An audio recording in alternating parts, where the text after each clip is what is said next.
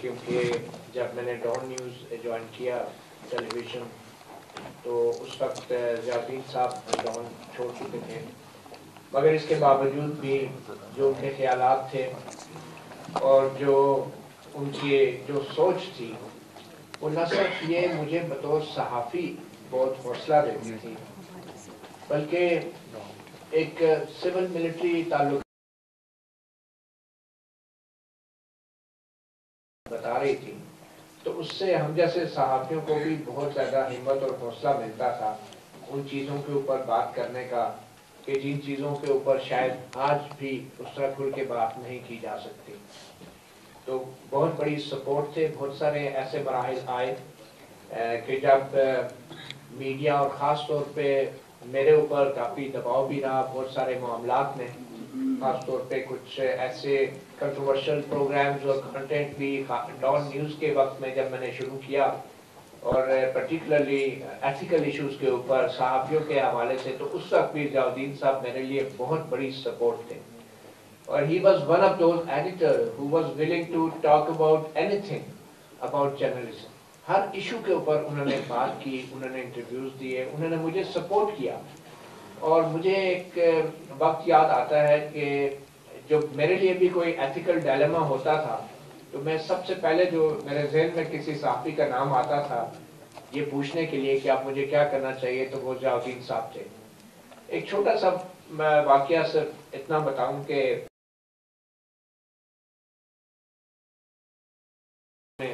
کافی قبضہ شبضہ یہاں پہ کیا ہوا اور ادھر ملٹی سٹوری بلڈنگز بھی بنا دی تھی، تو اس وقت میں وہاں پہ جب رپورٹنگ کرنے گیا تو میرے لیے سب سے بڑا چیلنج یہ تھا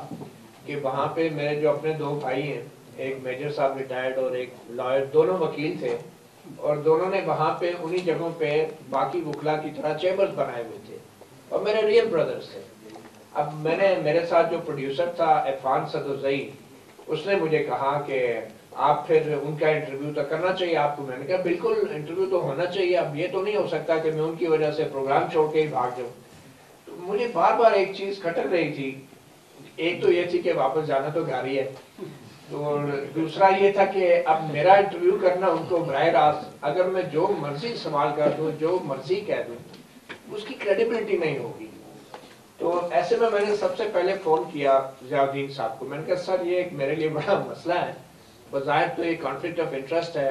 مجھے انٹرویو نہیں کرنا چاہیے، تو اس کو میں کیسے اس ڈائلیما کو حل کروں۔ تو ضیاء الدین صاحب نے کہا کہ تمہارا پروڈیوسر ہے، میں نے کہا بالکل میرے ساتھ ہے، تو انہوں نے کہا کہ اس پروڈیوسر سے کہو کہ وہ انڈیپینڈنٹلی آپ کے بھائیوں سے سوال کرے اور تمہارے ساتھ اسے ڈسکس کرنے کی بھی ضرورت نہیں ہے، اور اگر وہ تمہارا پروڈیوسر ہے تو اس کو پتہ ہونا چاہیے کہ کیا کیا سوال کیے جا سکتے ہیں۔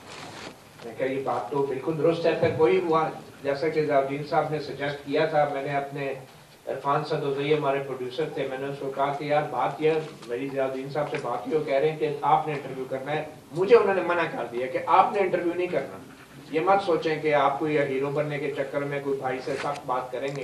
وہ آپ کے لیے پروفیشنلی بھی غلط ہے اور آپ کے لیے پرسنلی بھی غلط ہے،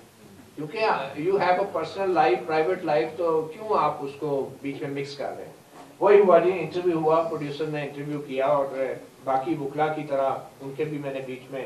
شارٹس یوز کیے اور بعد میں ضیاء الدین صاحب نے بہت اپریشیٹ کیا، انہوں نے کہا کہ آپ نے بہت اچھا پروگرام کیا، اور سب سے اچھی بات یہ تھی کہ آپ کو معلوم تھا کہ آپ کے اپنا اس میں پرسنل ایک کانفلکٹ ہے جو آپ نے ڈکلیئر کیا، پروگرام کے اندر بھی ڈکلیئر کیا اور ویسے بھی آپ نے ڈکلیئر کیا، this was something good. تو he was our first stop جب بھی کوئی ایسا ایتھیکل ڈائلیما آتا تھا۔ دوسرا میرا ان کے ساتھ جو انٹریکشن رہا وہ پریس کلب کی جو پالیٹکس ہے ہماری،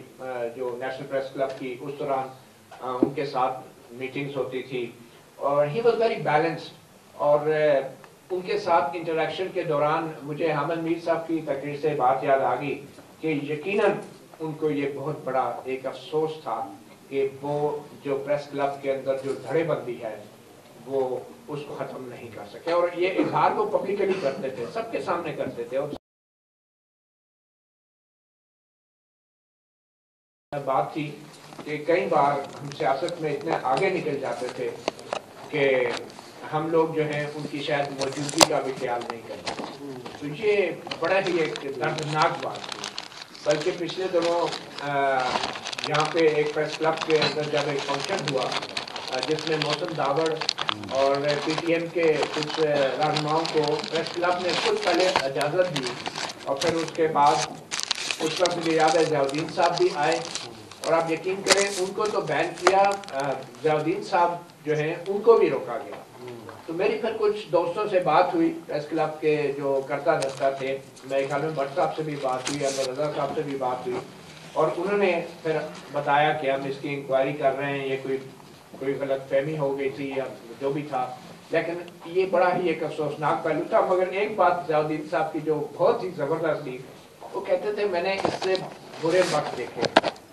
یہ جو حالات ہیں یہ کچھ بھی نہیں ہے, یہ تو آج کل کے جس کو آپ ماشاء اللہ کہتے ہو یا کہتے ہو یہ کچھ بھی نہیں ہے. اور صحافی کے لیے سب سے بڑی تکلیف جو ہوتی ہے اس کا لفظ جو ہے, ان کا فوکس یہ تھا کہ ہمارے دور میں ہمارے جو لفظ تھے وہ ہم سے چھین لیے جاتے تھے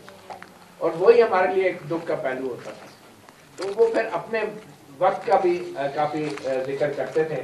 اور انہوں نے جو ایوب خان کے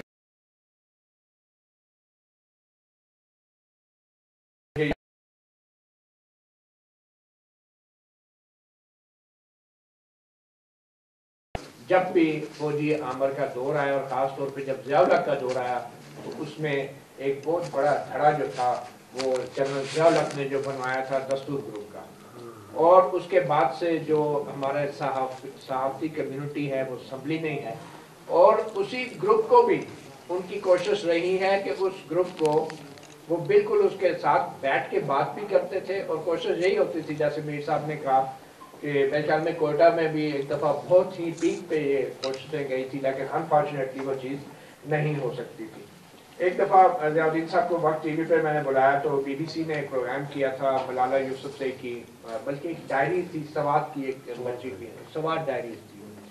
تو میں نے ویسے ایک کوشچن ریز کیا جس پہ ضیاء الدین صاحب نے مجھے لائیو ہی میری جھاڑ پونچھ کر دی, لیکن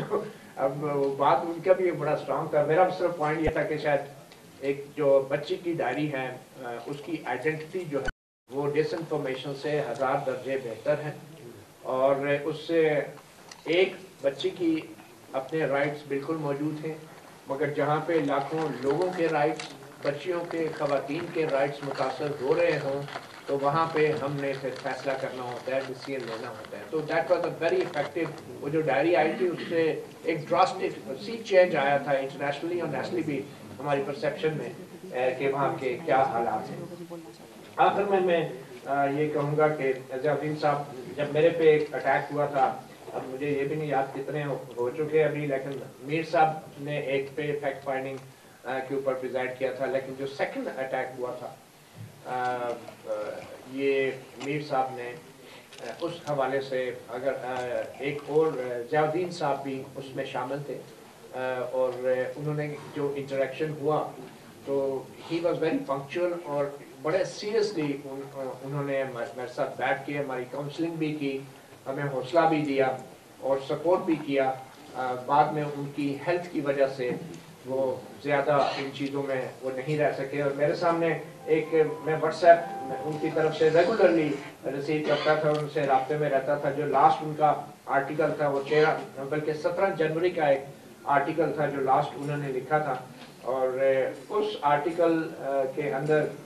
انہوں نے ایک بات کی تھی nationally own charter of economy. تو میرے خیال میں احسن صاحب کو بالکل ان کے ذہن میں ہوگا, اور بڑی کچھ امپورٹنٹ باتیں تھیں. میں صرف یہی کہوں گا کہ اب جب ہم ان کو یاد کر رہے ہیں اور اپنے اپنے ذاتی تجربات ہم شیئر کر رہے ہیں, میرے خیال میں اٹس اباؤٹ ٹائم